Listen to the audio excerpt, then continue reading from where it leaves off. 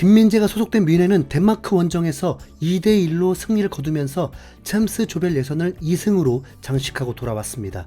사실 뮌헨은 이번 코펜하겐전을 앞두고 리그에서 라이프치히와 2대2로 비기면서 다소 침체된 분위기를 보이고 있었는데요.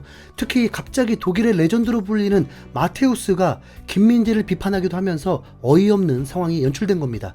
마테우스는 스카이 스포츠 독일과 인터뷰에서 김민재가 우리 기대만큼 활약하고 있지 않았다. 독일 분데스리가에 익숙해져야 한다. 김민재를 향한 반대 의견은 없지만 이탈리아에서 보였던 엄청난 경기력이 없다라면서 김민재가 기대 이하의 활약을 보여주고 있다는 황당한 발언을 해서 큰 화제가 되었습니다. 김민재가 뮌헨의 불안 요소라고 말한 겁니다.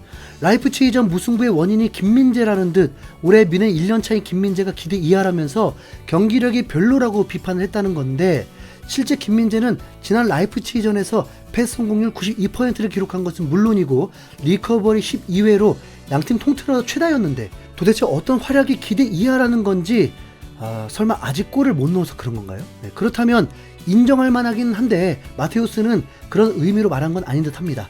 진지하게 김민재의 경기력에 대해서 불만족스럽다고 말했다고 봐야죠.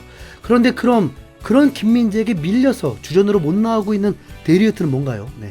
부상에서 회복하자마자 보험전에서 또 다쳐서 무릎 부상으로 라이프치히전 명단 제외됐는데, 비판할 거면 전 세계 센터백 몸값 2위인 데리우트의 컨디션 관리를 먼저 지적해야죠. 네. 뮌헨 소속으로 고작 9경기밖에 안 뛴 김민재를 탓하는 게 헛웃음이 날 정도입니다.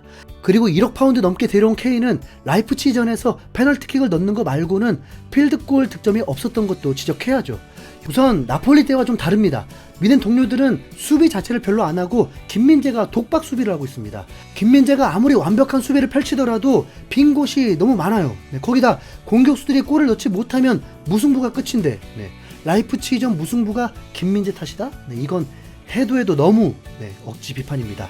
레전드 마테우스의 비판에도 불구하고 뮌헨의 핵심 선수인 밀러는 개인 SNS에다가 김민재와 함께 찍은 사진을 올렸습니다. 마치 마테우스의 말을 전혀 신경 쓰지 않고 김민재를 신뢰한다는 제스처로 보였죠. 뮌헨 선배이자 독일 대표팀 선배인 마테우스를 밀러가 완전 무시했다고 봐도 될까요? 네. 아무튼 김민재 입장에서는 이번 코펜하겐전이 마테우스의 평가를 뒤집을 수 있는 기회로 아마 이를 갈고 나왔을 걸로 보이는데요. 앞서 언급했다시피 데리우트가 또 다쳐버려서 김민재 혹사가 이미 예정된 상태입니다.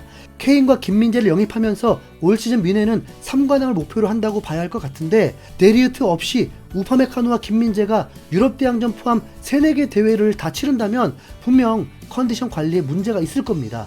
또 손흥민과 마찬가지로 아시안컵을 위해서 10월 A매치 명단에도 소집됐기 때문에 혹시나 부상을 당할까 염려되기도 하고요. 어쨌든 일단 이번 챔스 조별 예선에서 다시 한번 괴물의 존재감을 보여줘야 했습니다. 뮌헨은 코펜하겐과의 맞대결 이전까지 챔스 조별리그 성적이 35전 32승 3무로 몇 년 동안 조별리그에서는 무패였습니다.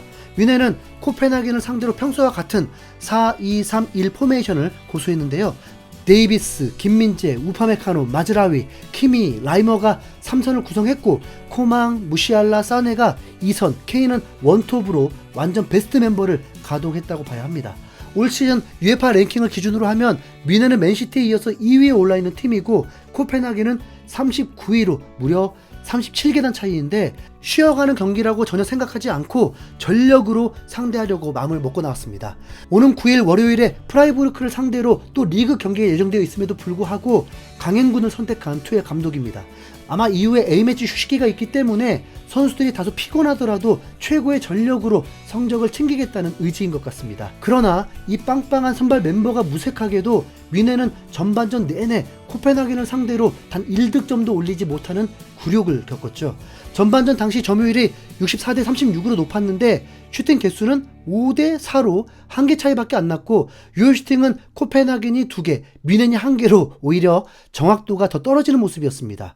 김민재는 분명 무실점으로 전반을 버텼는데 케인은 전반 내내 슈팅이 제로에 불과했죠. 2선에 무시알라, 코망, 사네가 슈팅 1개씩, 그리고 3선에 키미가 슈팅 2개를 했을 뿐 케인은 전반 45분 동안 패스를 4개를 시도해서 그 중에서도 2개밖에 성공시키지 못했습니다. 극도로 부진했다고 해도 과언이 아닌데요. 마테우스가 과연 이 전반전을 보고도 김민재를 기대 이하라고 깠을지, 아무리 봐도 기대 이하인 건 김민재가 아니라 다름 아닌 뮌헨의 공격진인 것 같거든요. 압도적인 점유율에도 선제골을 넣지 못하고 허무하게 전반을 마친 뮌헨은 후반 10분에 오히려 코펜하겐에게 선제골을 허용합니다. 김민재와 상관없이 우파메카노 쪽으로 코펜하겐 공격수 클라에손이 슈팅을 했고 김민재가 그 와중에 이 슈팅을 막았습니다. 그러나 이 세컨볼이 코펜하겐 쪽으로 향했고 이걸 레라우가 재차 슈팅으로 연결하면서 코펜하겐의 선제골이 터진 겁니다. 중원에서 라이머가 중심을 잃고 쓰러졌고 이때 찔러준 전방 침투 패스로 인해서 뮌헨의 실점까지 이어져 버렸습니다. 누가 봐도 절대 김민재를 탓할 수 없고 라이머나 우파메카노의 지분이 대부분입니다.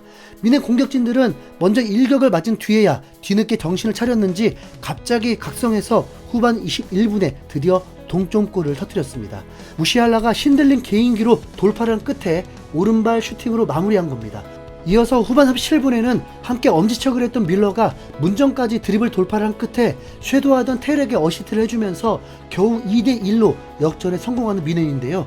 후반전에는 전반에 한 슈팅의 2배인 10개의 슈팅을 했고 그중 유효 슈팅 4개로 확실히 전반보다 공격이 나아졌습니다.